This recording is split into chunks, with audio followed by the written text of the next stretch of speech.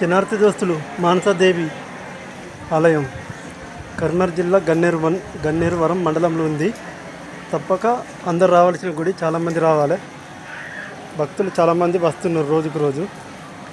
మేము ఇవాళ వచ్చినాం. చూడండి, మా దర్శనం అయిపోయింది.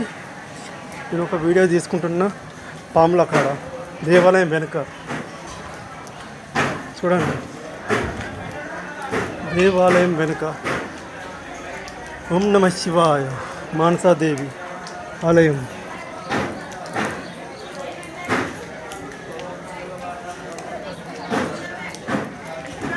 ఒడిబియ్యం అట చూడండి.